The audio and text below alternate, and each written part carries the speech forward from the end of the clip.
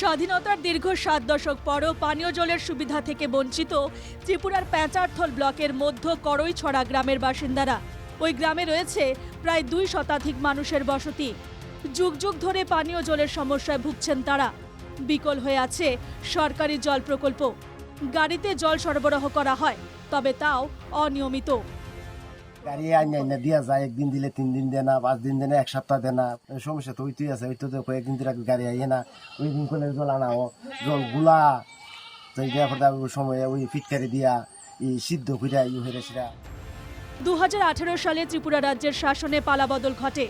BJP জোট সরকার ক্ষমতায় এসেই ঘোষণা করে জল জীবন মিশন প্রকল্পের।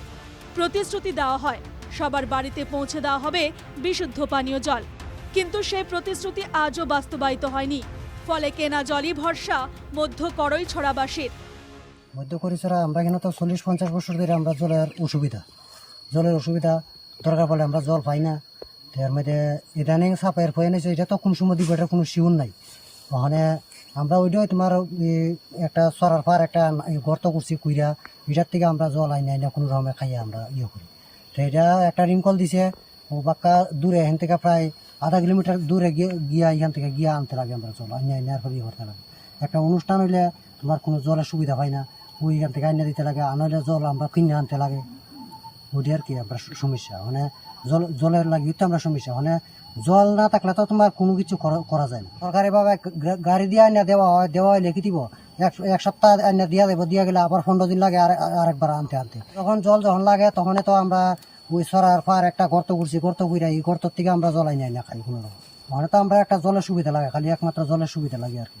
মানে আমরা যদি একটা মাট্টু বা রিংকল হইতো আমরা ইয়ের ভিতরে হইলে তো আমরা একটা সুবিধা হইলো। কৃষিখাতে লাগি তো সমস্যা, এটা হইতো মানে কৃষি লাগি তো আমরা জলে লাগি তো কৃষিকাজও করতাম পারি না। ওখানে ওই যে আছে তোমার মেশিন আছে, মেশিন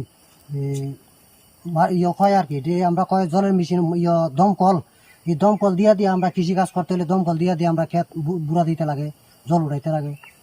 উড়াইয়ার পরে আমরা কৃষিকাজ ফসলের মধ্যে করি। ত্রিপুরায় জল জীবন মিশন প্রকল্পের ব্যাপক প্রচার হচ্ছে।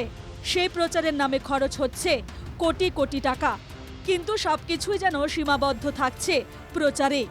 গ্রাম ত্রিপুরায় অধিকাংশ এলাকায় আজও পৌঁছয়নি বিশুদ্ধ পানীয় জল। সমতল হোক কিংবা পাহাড়, সর্বত্রই দেখা যাচ্ছে একই চিত্র। কুমারঘাট থেকে জনি ভট্টাচার্যের রিপোর্ট, NKTV বাংলা।